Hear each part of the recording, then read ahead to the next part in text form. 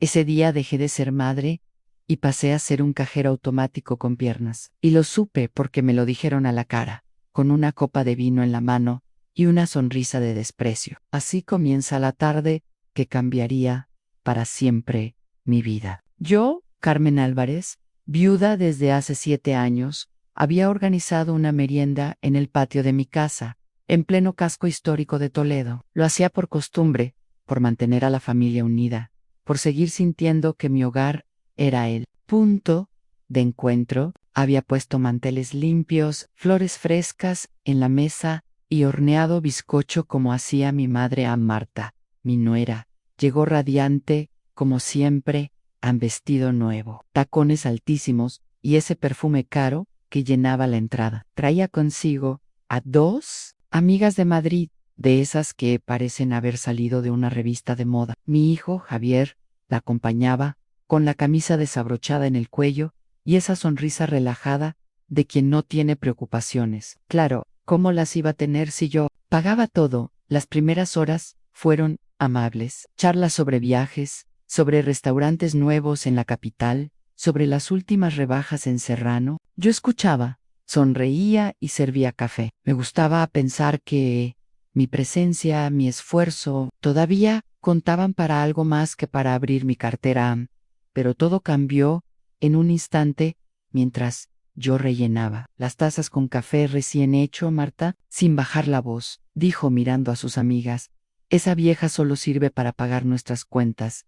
En el aire se volvió pesado. Sentí el calor subir por mi cara, el temblor en las manos, y entonces escuché la carcajada de Javier. No una risa incómoda, no, una risa franca, como si acabara de escuchar el mejor chiste del mundo. Lo ridículo. Hijo, pensé mientras apretaba los labios, fue escucharte reír. Ayer cuando tu esposa dijo que solo sirvo para pagar sus cuentas, nadie se dio cuenta de que me quedé inmóvil con la cafetera en el aire. Nadie, excepto yo misma, percibió como algo se rompía dentro de mí. No fue tristeza, fue rabia fría, esa que te congela y te ilumina al mismo tiempo.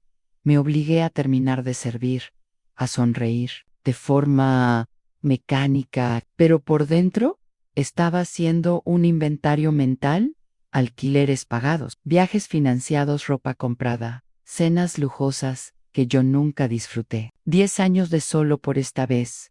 Mamá, en esa tarde, cuando se fueron, recogí las tazas en silencio. La frase resonaba una y otra vez en mi cabeza: soy tu madre, no tu banco personal. Y por primera vez me creí esas palabras. Esa noche, no, dormíame, revolví en la cama pensando en cada momento en que me había callado, en cada vez que había aceptado sus promesas vacías. A las 3 de la madrugada, encendí el ordenador. Mis dedos parecían moverse solos al cancelar tarjeta adicional. 1, 2, 3, 5, en total. Cerrar la cuenta conjunta, cambiar contraseñas. El clic del ratón sonaba como un martillo sobre un clavo. Cuando terminé, a las 6, me preparé un café y me senté junto a la ventana. El amanecer sobre los tejados de Toledo nunca me había parecido tan claro. Había tomado una decisión que debería haber tomado hace años. Sabía que el teléfono sonaría, sabía quién sería, y estaba preparada. A las 9:15 exactas, mi móvil vibró. El nombre de Javier en la pantalla. Dejé sonar 3 veces antes de contestar. Mamá, ¿qué pasa? Su voz era un hilo de desesperación. Estimas, en el restaurante El Mirador, con mamá de Marta. Ninguna tarjeta funciona. Es humillante. Podía oír el murmullo de fondo, la incomodidad del camarero, la voz de Marta tratando de inventar una excusa. Las tarjetas están canceladas, respondí con calma, porque decidí que ya no voy a financiar más vuestro estilo de vida. ¿Qué? ¿Estás loca? Estamos en público. La madre de Marta está aquí. ¿Cómo voy a explicarle que mi propia madre me deja tirado? Lo ridículo, hijo, fue escucharte reír ayer, cuando tu esposa dijo que solo sirvo para pagar sus cuentas. Hubo un silencio denso. Mamá, por favor, no hagas esto ahora. Podemos hablar después, pero necesito que reactives las tarjetas. Solo por hoy. No hay más promesas. Javier, no hay más. Solo por hoy se acabó hace 10 años. Pero, mamá, Ahora es hora de que yo me preocupe por la mía.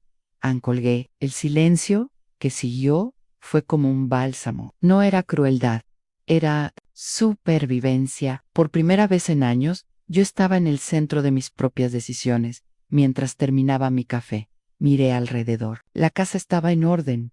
El aire olía a pan recién hecho de la panadería de la esquina, y por la ventana entraba una luz cálida. Me di cuenta de que, aunque ellos lo negaran, yo no era imprescindible para su vida, salvo en lo económico. Y eso, desde esa mañana, había dejado de existir. No sabía que lo que acababa de empezar era una batalla silenciosa por mi dignidad. Pero si sabía una cosa, no iba a perderla. A la llamada de Javier, quedó colgando en el aire como un eco incómodo. El silencio posterior solo interrumpido por el tic-tac del reloj de pared, me pareció la música más dulce que había escuchado en años. Dejé el teléfono sobre la mesa, aún encendido, sabiendo que volvería a sonar. No me equivoqué.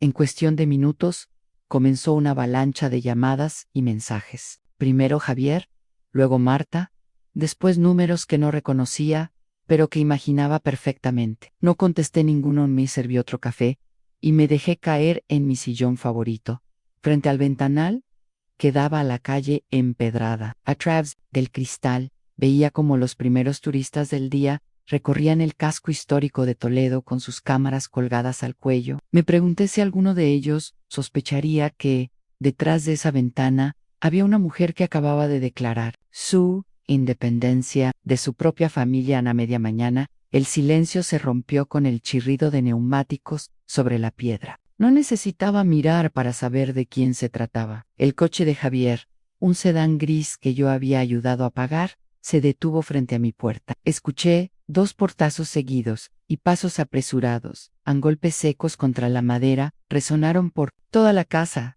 «Mamá, abre la puerta». La voz de Javier era una mezcla de súplica y orden. «Tenemos que hablar». No me moví. Permanecí sentada, invisible desde la entrada principal, observando cómo un gorrión se posaba en el comedero que colgaba en mi terraza. «Carmen, sé que estás ahí». «Tu coche está en la cochera», insistió. Entonces apareció la voz aguda de Marta, cargada de reproche. «Deja de comportarte como una niña y sal a dar la cara». Dar la cara como si yo fuera la culpable, como si cortar una década de abuso económico fuese una travesura infantil. La ironía casi me hizo reír. Los golpes se intensificaron. Escuché el impacto sordo de un pie contra la madera. «Nos hiciste quedar como mendigos», gritó Marta. La madre de Javier tuvo que pagar nuestro almuerzo. Una señora de 70 años tuvo que sacar dinero de su bolso porque su nuera es una loca. Así que doña Mercedes había tenido que salvarles. Me imaginé la escena en Javier sudando, Marta inventando excusas torpes, y la señora sacando su monedero de cuero para pagar ante la mirada curiosa de los comensales. La humillación debía de haber sido exquisita. «Mamá, por favor», dijo Javier, con un tono más quebrado. La gente en el restaurante nos miraba, algunos incluso grabaron con sus móviles. Esto va a estar en las redes, por supuesto. Lo que más les importaba era su imagen pública. No mi dignidad, no el respeto que merecía, sino los comentarios y las miradas ajenas. Los golpes cesaron por un momento. Scush murmuró. Probablemente estaban discutiendo su próxima estrategia. No me extrañaba. Conocía bien las tácticas de Marta, y Javier había aprendido de ella. «Carmen». La voz de Marta sonó, de repente dulce, casi maternal. «Sé que estás molesta, y tienes derecho a estarlo. Lo que dije ayer sonó mal, pero no lo dije en serio. Estaba bromeando con mis amigas. Tú sabes cómo somos las mujeres cuando nos juntamos». La metamorfosis era fascinante. De fiera ofendida a nuera comprensiva, en cuestión de segundos. Mamá. Ahora era Javier quien adoptaba el tono suave. «Entiendo que te lastimamos, pero bloqueando las tarjetas no solucionas nada. Solo empeoras las cosas. Para todos. Para todos. No, para mí, para ellos.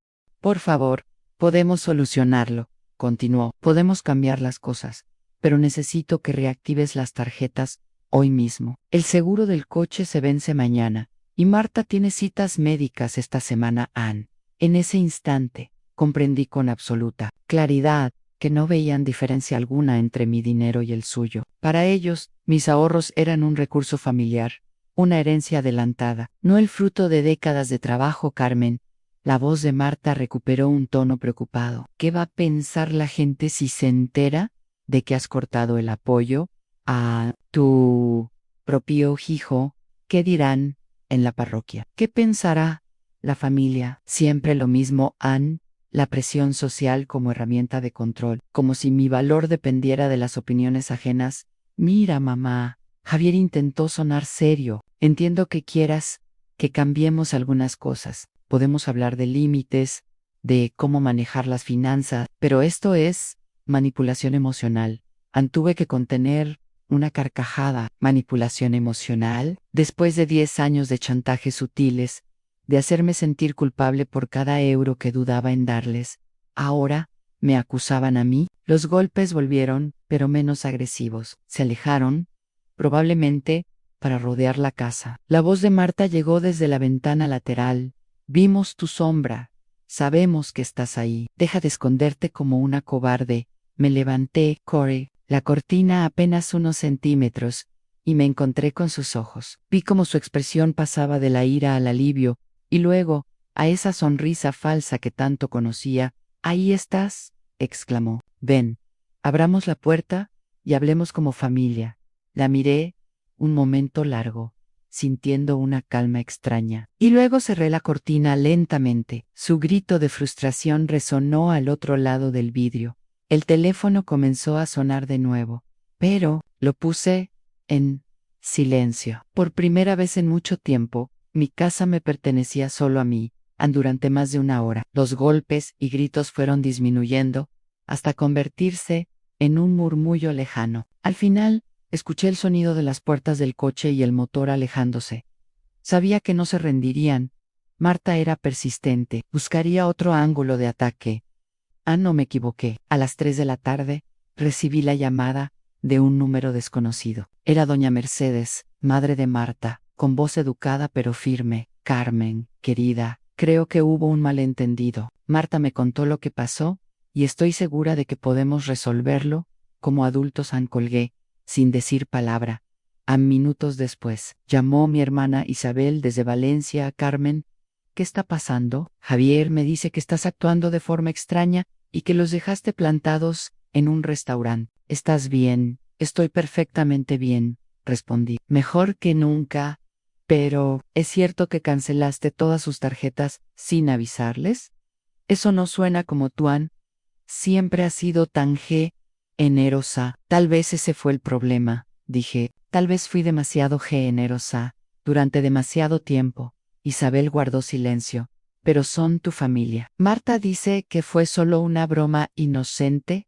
«Una broma inocente». Reí con amargura. «¿Te parecería inocente que se burlaran de ti en tu propia casa, delante de extraños?» El resto de la conversación fue un ir y venir de justificaciones y evasivas. Cuando colgué, sentí que mi decisión se fortalecía. Aquella noche, desconecté el teléfono fijo y puse mi móvil en modo avión. Necesitaba silencio para planear mis siguientes pasos. Sentada en la mesa del comedor, saqué una libreta y comencé a escribir una lista, revisar todas mis cuentas, llamar al banco para aumentar la seguridad, pedir cita con el abogado, mientras trazaba cada punto. Sentí una claridad mental que no recordaba haber tenido en años. Esa rabia fría de la tarde anterior se había transformado en determinación.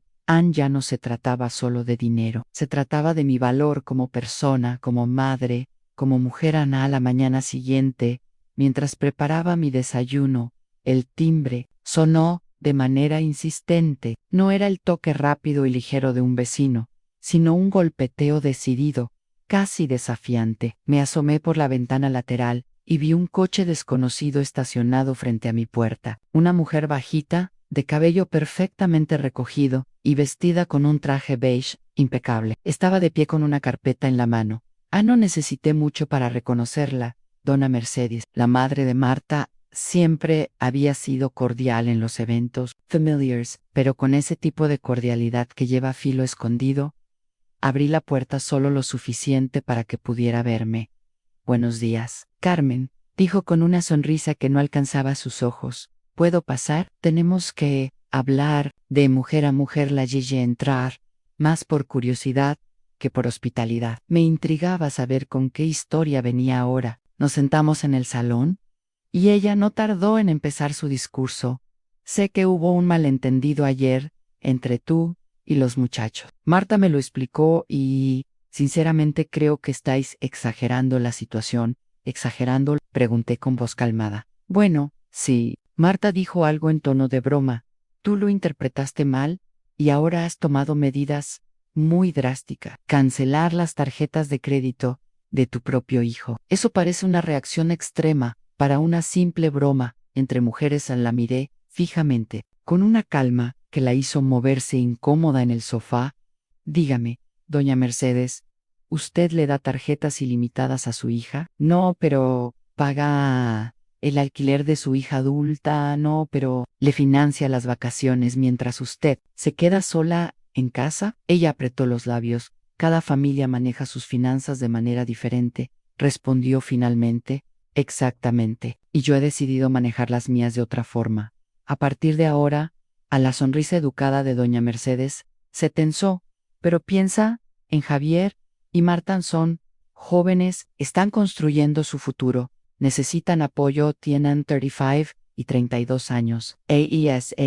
Yo ya había criado un hijo, trabajado más de una década y ahorrado para mi vejez, sin ayuda de mis padres. Los tiempos han cambiado, replicó ella. Sí, ahora hay más oportunidades, más educación, más acceso a créditos. No hay razón para que dos adultos educados no puedan mantenerse solos. Doña Mercedes cambió de táctica, su voz se volvió más suave. Marta está muy afectada, dice que siempre te ha visto como una segunda madre y que no entiende por qué de repente la rechazas. Una segunda madre que, según sus propias palabras, solo sirve para pagar sus cuentas. Eso fue una broma. Las mujeres siempre nos quejamos de nuestras suegras. Es normal. Quejarse en privado es una cosa. Humillar a alguien delante de invitados es otra muy distinta. La conversación se volvió un vaivén de frases ensayadas y sonrisas tensas, hasta que de pronto doña Mercedes dejó caer la bomba.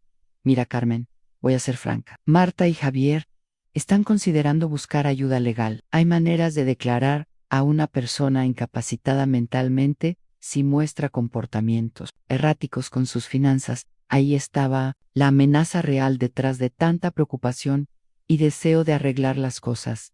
Me incliné hacia ella. Sin apartar la mirada, le sugiero que consulte con un buen abogado antes de intentar eso, porque justamente ayer estuve con el mío y me aseguró que proteger mis finanzas de abuso familiar es demostrar competencia, no lo contrario. Su rostro cambió de inmediato. Se dio cuenta de que había mostrado sus cartas demasiado pronto. No quise decir. Si quiso decirlo, la interrumpí. Y ahora que sé cuáles son sus verdaderas intenciones, esta conversación ha terminado. Me levanté y la acompañé hasta la puerta. Antes de salir, hizo un último intento. Carmen, una guerra familiar no beneficia a nadie. No hay guerra, dona Mercedes. Solo hay una mujer que finalmente aprendió a valorarse a sí misma. Cuando cerré la puerta, sentí un pulso acelerado, pero no de miedo, de pura determinación. Sabía que, después de esa amenaza, tenía que blindarme más que nunca. Esa misma tarde, llamé a mi abogado, el licenciado Fabián, para contarle lo sucedido. Hace bien en anticiparse, señora Carmen, me dijo. Le recomiendo que documente todo, llamadas, mensajes, incluso conversaciones grabadas, si es posible, y, para mayo, ¿eres seguridad? Solicite una evaluación psicológica oficial que certifique su plena capacidad mental. ¿Cree que llegarán tan lejos? Pregunté. Cuando el dinero está de por medio, y más aún cuando han vivido años dependiendo de usted. Sí, colgué con una mezcla de indignación y claridad. Al día siguiente, sábado, puse en marcha su consejo. La clínica privada estaba en una calle tranquila, A las afueras de Toledo, me recibió la doctora María Robles, una mujer de unos 50 años, de mirada directa y trato sereno. Durante 2 horas me sometió a pruebas, entrevistas y ejercicios de memoria. Me preguntó por qué estaba allí y le conté toda la historia. Cuando terminamos, cerró su carpeta y me dijo: permítame ser completamente clara. Señora Carmen, usted está demostrando una lucidez mental excepcional. Reconocer patrones de abuso, establecer límites saludables y proteger sus recursos financieros son signos de una mente muy competente. Me entregó un informe oficial, fechado y sellado. Lo guardé como quien guarda un escudo al volver a casa. Vi a mi vecina Lola trabajando en su jardín. Se acercó a la verja que separaba nuestras casas. Ayer vino una señora Mayo R. preguntando por ti, me contó. Quería saber si habías estado actuando de forma extraña últimamente. Le dije que te veía más tranquila y feliz, que nunca le expliqué la visita y la amenaza de doña Mercedes. Lola abrió los ojos con indignación. Intentar declararte incapacitada por no querer regalar tu dinero es lo más absurdo que he escuchado. Lo peor es que creen que tienen derecho a mi patrimonio, como si fuera una herencia adelantada. Anella sonrió con un toque pícaro. ¿Sabes qué necesitas? Salir y disfrutar de tu libertad. ¿Cuándo fue la última vez que hiciste algo solo porque querías? No supe qué responder. Este miércoles sale un crucero de 5 días desde Málaga. Iba a ir con mi hermana, pero canceló. ¿Te animas? Senta, una emoción que no esperaba. ¿Cuánto tiempo había pasado desde la última vez que viajé por puro placer? Me encantaría, respondí sin dudar. Esa noche, mientras reservábamos los billetes, me di cuenta de algo por primera vez en años. Estaba tomando decisiones pensadas exclusivamente para mi propio bienestar, y no pensaba volver atrás. El domingo amaneció con un sol tibio filtrándose por las cortinas de lino del salón. Me desperté antes de que sonara el despertador, sin la presión de atender llamadas o resolver emergencias ajenas. Quid, unos minutos mirando el techo, disfrutando de un silencio que no recordaba desde hacía años. No había ansiedad, no había culpa, solo una calma nueva, como si el aire en mi propia casa hubiera cambiado de peso mientras me preparaba un café. Conecté de nuevo el teléfono fijo y el móvil. La curiosidad me pudo. Quería escuchar qué habían dejado en el contestador después de mi silencio. 14 mensajes en total. El primero era de Marta, con una voz fingidamente compungida. Carmen, sé que estás molesta, pero piensa en lo que estás haciendo. Javier no durmió anoche. Dice que nunca te había visto así. Por favor, llámanos. El segundo, de Javier, sonaba más impaciente. Mamá, fui al banco esta mañana y me dijeron que cerraste la cuenta donde depositabas dinero para nuestras emergencias. ¿Por qué hiciste eso? Esa cuenta era para los dos. Me detuve la taza a medio camino hacia la boca y me reí para mis adentros. Para los dos, como si alguna vez hubiese sido un fondo común. Siempre fue mi dinero, puesto ahí para sus supuestas urgencias que en la práctica eran restaurantes caros, ropa de marca o viajes a la costa. El tercer mensaje era de mi hermana Isabel. De nuevo, ¿estás segura de lo que estás haciendo? ¿No crees que es un poco radical? Los mensajes continuaban, en el mismo tono, preocupación fingida, cuestionamientos sobre mi estado mental, súplicas camufladas de consejos. Y entonces llegó el mensaje número 11, de un número desconocido, con una voz masculina que reconocí vagamente. Señora Carmen, habla Oscar, el primo de Marta Mirese, que no nos conocemos bien, pero Marta me pidió que la llamara. Creo que a veces las mujeres complican las cosas más de lo necesario. ¿Por qué no simplemente perdona y olvida? ¿La familia es lo más importante? Me quedé mirado el teléfono con una sonrisa irónica. La familia es lo más importante, claro, cuando eso implica mantenerles el estilo de vida.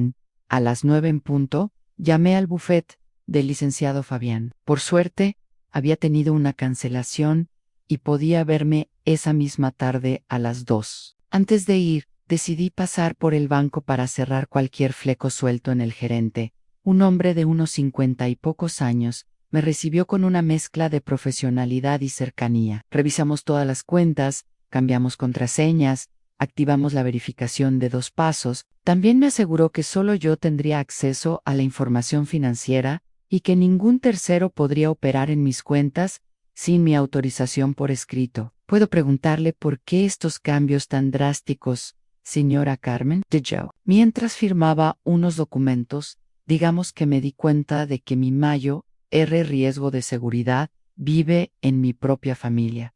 El gerente asintió lentamente, con un gesto que decía, la entiendo más de lo que cree, es más común de lo que Perez ha hecho lo correcto con los papeles firmados y la sensación de haber cerrado un capítulo. Decidí darme un capricho. Entré en un restaurante pequeño de Toledo, uno de esos con mesas de madera pulida y aroma a guiso casero. Pedí el plato, más caro una copa de vino tinto y, sin remordimientos, un postre. La cuenta fue de 45 euros, menos de lo que Javier y Marta gastaban en una sola ronda de cócteles, mientras saboreaba el estofado. Pensé en lo irónico que era Andrea, había financiado cenas en sitios de lujo en Madrid a las que yo nunca fui invitada. Y ahora estaba descubriendo que el verdadero lujo era comer tranquila, sin calcular si tendría que guardar dinero para su próximo imprevisto a las 2 en punto. Llegué a la oficina del licenciado Fabián. Le expliqué la situación desde el principio, incluyendo la amenaza velada de doña Mercedes. El abogado, con la serenidad de quien ha visto demasiadas historias parecidas. Me escuchó sin interrumpir, señora Carmen, dijo al final. Veo que redactamos su testamento hace 5 años, dejando todo a su hijo. ¿Está segura de querer hacer cambios significativos? Completamente segura. En estos años he visto el verdadero carácter de Javier. Ya se ha gastado más de la mitad de su herencia en vida, y lo ha hecho tratándome como un cajero automático. Fabián tomó notas, mientras le detallaba las cantidades, los alquileres pagados, las vacaciones financiadas, los caprichos innecesarios.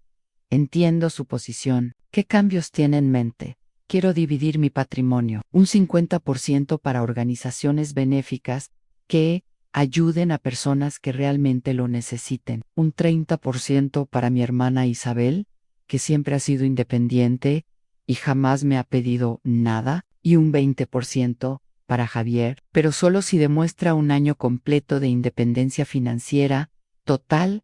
El abogado sonrió levemente. Esa condición es interesante y legalmente viable. Está incentivando la responsabilidad personal. Salí de la oficina con la satisfacción de haber dado un paso crucial. Por primera vez en años, estaba tomando decisiones basadas en mis valores, no en la culpa. Al llegar a casa, encontré Unquote, elegante, aparcado, en la entrada. Doña Mercedes me esperaba en el porche, con su traje beige y su expresión medida. «Qué bueno que llegas», dijo. «Necesitamos conversar de nuevo». La invite a pasar, más para escuchar que para complacer. Y, como esperaba, empezó el discurso. Marta y Javier están sufriendo, yo estoy exagerando, y todo se reduce a una broma malinterpretada. En esta vez, no tuve paciencia para rodeos. Dona Mercedes, ¿usted cree que proteger mis finanzas de abuso es un signo de inestabilidad? Yo lo veo como un acto de respeto propio. No voy a ceder. Pero son jóvenes, Carmen. Están construyendo su vida. Tienen más de 30 años y salud. A su edad, yo ya mantenía a un hijo y había ahorrado para mi vejez. Anella suspiró, como si yo fuera la que no entendía la realidad. Luego volvió a deslizar la amenaza en «Hay maneras legales de intervenir cuando una persona muestra comportamientos erráticos». Le respondí con firmeza. Ya tengo un informe médico que certifica mi plena capacidad y un abogado que respalda cada una de mis decisiones. Su expresión se endureció, pero no dijo más. La acompañé a la puerta. «Antes, Dihers», murmuró, «una guerra familiar no beneficia a nadie. No hay guerra, dona Mercedes. Solo hay una mujer que aprendió a valorarse». Cerré la puerta y me quedé un momento apoyada en ella. El eco de mis propias palabras me dio una extraña energía. Sabía que la presión continuaría, pero ya no me intimidaba. A la tarde transcurrió en un silencio dulce, roto solo por el canto de los pájaros en el patio. Me senté con una libreta a planear el crucero con Lola, qué ropa llevar, qué excursiones hacer, qué libros, empacar. Era la primera vez en mucho tiempo que hacía planes para mí, sin sentir que estaba robándole tiempo o dinero a nadie esa noche. Mientras cerraba la maleta mentalmente, entendí que este no era solo un viaje a la Costa del Sol, era el primer paso hacia una vida sin culpa, una vida donde, por fin, yo ocupaba el lugar principal el lunes por la mañana. Mientras revisaba en la cocina una lista con las últimas cosas que debía comprar para el crucero, con Lola el tambar sonó. No eran ni las 9, y el golpe seco y breve me hizo pensar que quizá era un mensajero. Poro Alebrier, me encontré con Javier.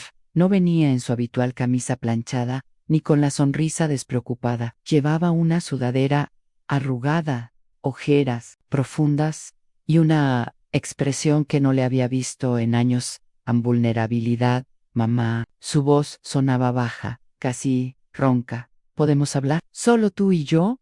Le hice un gesto para que pasara. Nos sentamos en el salón frente a frente. Estoy desesperado. Empezó, frotándose las manos. El seguro del coche vence hoy y no tengo dinero para pagarlo. Si no lo renuevo, no puedo ir a trabajar.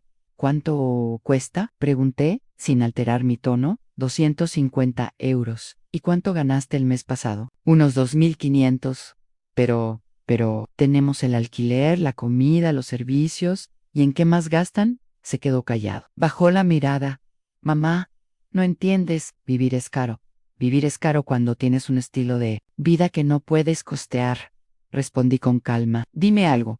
¿Cuánto gastaron en restaurantes el mes pasado? No contestó. ¿Y en servicios de streaming? ¿En membresías del gimnasio ese que cuesta una fortuna? Eso es diferente, murmuró. Son necesidades básicas. No pude evitar soltar una breve carcajada. Servicios de streaming no son necesidades básicas. Javier, necesario es el techo, la comida, la luz. Lo demás es un lujo que uno se paga si puede. Ansé removió en el asiento, incómodo. Tienes 35 años. Continué. Con estudios, con salud. ¿Por qué no puedes pagar un seguro de 250 euros? Porque no sobra nada después de todo lo demás. Entonces corta lo demás. No es tan fácil. ¿Por qué no? Porque tenemos una vida que mantener. Ahí estaba, dicho con todas sus letras. No se trataba de necesidades setos, se trataba de apariencia. ¿Alguna vez, en estos 10 años, has hecho un presupuesto real para vivir solo con tu salario? Silence. ¿Alguna vez has considerado mudarte a un piso más barato? Más silencio. ¿Has recortado gastos voluntariamente para no pedirme dinero? Mamá, ¿esas preguntas son injustas? ¿Injustas? Preguntarle a un adulto de 35 años si ha intentado vivir dentro de sus medios. Su mirada cambió. Por primera vez, parecía no tener respuesta ensayada. Nunca pensé, dijo finalmente. Yo creía que a ti te gustaba ayudarnos, que era tu manera de demostrar amor. Y lo era, admití, pero ustedes convirtieron mi amor en obligación, mi generosidad en expectativa, y mi sacrificio en motivo de burla. Javier bajó la cabeza. Lo de Marta, fue la gota que derramó el vaso. Pero el vaso se llenó. Durante años, hubo un largo silencio. Al fin, levantó la vista y me dijo: ¿qué puedo hacer para arreglar esto? Paga tu propio seguro del coche y empieza a vivir de acuerdo a lo que ganas. San Javier se quedó casi una hora más. No hablamos mucho, pero pude sentir que algo estaba empezando a moverse en su interior. Cuando Seifiu dejó una frase que me sorprendió: voy a encontrar una manera de pagarlo. Y vamos a hablar en serio de nuestros gastos. No le creí del todo, pero al menos sonaba como un primer paso. Al día siguiente, recibí una llamada de Marta. Su tono no era el habitual de exigencia ni de súplica. Carmen, ¿podemos vernos para tomar un café? Sin Javier, sin drama. Acepté, más por curiosidad que por esperanza. Nos encontramos en una cafetería pequeña, lejos del bullicio de la plaza. Marta llegó vestida de manera sencilla, sin joyas ni marcas visibles. Parecía cansada, pero más humana. Quiero disculparme sinceramente por lo que dije. Empezó. Fue cruel e irrespetuoso. ¿Qué te hizo cambiar de opinión? Pregunté.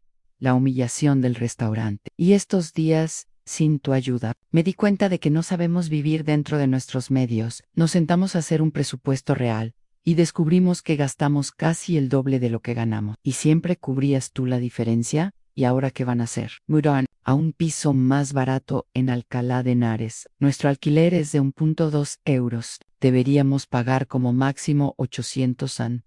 También vamos a cancelar membresías y cambiar nuestra forma de socializar. Y Marta tomó aire antes de continuar. Quiero preguntarte algo y que me respondas con honestidad. Cuando empezaste a resentir nuestra dependencia, creo que fue gradual, pero se hizo claro cuando dejaron de pedirme dinero y simplemente lo usaban, cuando las tarjetas adicionales se volvieron normales y mis ahorros su fondo automático. Ella asintió con gesto avergonzado. Tienes razón. En algún momento dejamos de verte como una persona que nos ayudaba y empezamos a verte como un recurso. Exactamente. ¿Hay alguna manera de reconstruir nuestra relación? No la que teníamos antes. Esa estaba basada en una dinámica insostenible. Si queremos algo nuevo, debe ser con respeto mutuo, independencia financiera y sin que mi valor dependa de mi utilidad económica. A Marta permaneció en silencio, procesando. Eso significa que nunca volverás a ayudarnos. Significa que si alguna vez tienen una emergencia genuina, después de haber demostrado que pueden vivir responsablemente, podríamos hablarlo. Pero sería ayuda, no subsidiu permanente. ¿Cuánto tiempo tenemos que demostrarlo? No es una prueba con fecha límite, es un cambio de vida. Marta jugueteó con la taza. No estoy segura de que sepamos vivir así, entonces es hora de aprender.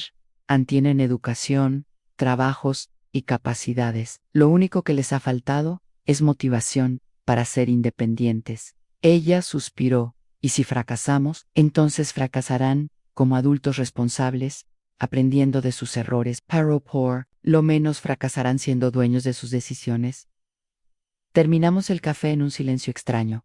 No incómodo, pero sí denso. Al despedirnos, Marta me dijo, he aprendido algo importante esta semana. Al ser adulto no es solo tener edad adulta, es tomar responsabilidad adulta. Mientras caminaba de vuelta a casa, pensé en esas palabras. Quizá, solo quizá, había una posibilidad de que empezaran a cambiar. Al día siguiente, recibí un mensaje de Javier a mamá. Conseguí un préstamo para el seguro del coche. También encontramos un piso más barato. Nos mudamos el próximo mes. No era mucho, pero era un comienzo. 5 días de crucero por la Costa del Sol parecieron un mes entero. El mar, la brisa, las noches tranquilas, en cubierta con Lola. Todo era un recordatorio constante de que había un mundo entero fuera de las paredes de mi casa y de las demandas de Javier. Y Marta me sentía ligera, con una energía que creía perdida. Durante las excursiones, compré pequeños recuerdos, un abanico pintado a mano en Málaga, un collar de coral en Almería, un libro de poemas en Granada. Nada caro, nada extravagante, pero cada objeto llevaba un pedazo de mi libertad, recién recuperada. Al regresar a Toledo, un domingo por la tarde, el aire seco y el sonido de las campanas me dieron la bienvenida. No esperaba recibir visitas tan pronto, pero al abrir la puerta para ventilar la casa, vi a Javier parado en la acera, con las manos en los bolsillos. Llevaba vaqueros y una camiseta sencilla, y su expresión era seria, pero tranquila. Hola, mamá, dijo. Hola, Javier. ¿Pasa algo? Quería contarte algo y pedirte que vengas a comer con nosotros el próximo domingo. Lo miré, sin responder, esperando más. Nos hemos mudado hace una semana, explicó. El piso es más pequeño, pero podemos pagarlo sin problemas. Marta consiguió un trabajo a media jornada y yo he aceptado proyectos extras. Estamos ajustándonos. Me alegra oír eso. Queremos invitarte a comer. Nosotros cocinamos. Nada de restaurantes caros, nada de gastos tantos. Solo estar juntos. Acepté, más por curiosidad que por hambre. Quería ver si este cambio era real o solo una fachada para convencerme de algo el domingo siguiente. Caminé hasta su nuevo piso en Alcalá de Henares. Era un barrio tranquilo, con edificios modestos y niños jugando en la calle. Marta me abrió la puerta con una sonrisa sincera, vestida de manera sencilla, sin marcas ostentosas. El olor a guiso llenaba el pequeño salón comedor. La mesa estaba puesta con cuidado, manto limpio, platos sencillos, una jarra de agua con rodajas de limón. Javier estaba en la cocina, removiendo una cazuela. Hemos aprendido a cocinar más en casa, dijo Marta. Es increíble cuánto se ahorran durante la comida. Hablamos de cosas simples, recetas, anécdotas del trabajo. El viaje con Lola, no hubo peticiones de dinero, ni quejas veladas, ni indirectas. En un momento, Javier se levantó y trajo un sobre. Esto es para ti, me dijo, poniéndolo sobre la mesa. ¿Qué es? Te devolvemos parte del dinero que nos prestaste para el coche hace años. No es mucho, pero es un comienzo. Lo abrí. Había 200 euros en billete. No era la cantidad lo que me sorprendía, sino el gesto. Gracias, Javier. No, mamá, respondió él. Gracias a ti por obligarnos a crecer. A Marta asintió. Si no hubieras cortado el dinero, seguiríamos viviendo como niños grandes. Anme. Quedé en silencio un momento, observando sus rostros. Había un brillo distinto, una mezcla de orgullo y humildad. Por primera vez en mucho tiempo, sentí que estábamos sentados como iguales, no como salvadora y dependientes. Dee regresó a casa, encendí una vela en el salón y me senté junto a la ventana. Pensé en todo lo que había pasado, en la humillación, la rabia fría, las amenazas, el miedo, y finalmente, este pequeño pero sólido cambio. Abrí el cajón del escritorio y saqué el borrador actualizado de mi testamento. Lo repasé con calma. El 20% para Javier seguiría ahí, condicionado a su independencia financiera mantenida. Y ahora, por primera vez, pensé que quizá lo conseguiría, por primera vez en años. Me dije en voz baja, estoy planeando mi futuro basándome en esperanza, no en miedo. En esa noche, antes de acostarme, encendí el ordenador y escribí unas líneas que sabía que algún día compartiría con otras personas. No hay guerra cuando decides protegerte, Annie. No hay crueldad en poner límites. Hay amor propio. Y a veces ese amor es la única semilla que puede salvar una relación. Gracias por haberme acompañado hasta aquí, por escuchar mi historia desde el primer café amargo hasta este guiso compartido en un piso modesto. Ahora, quiero preguntarte a ti, ¿qué has leído o escuchado cada palabra ansí? Estuvieras en mi lugar, y tu amor se hubiera convertido en obligación, tu generosidad en expectativa, y tu sacrificio en motivo de burla. ¿Tendrías el valor de decir basta?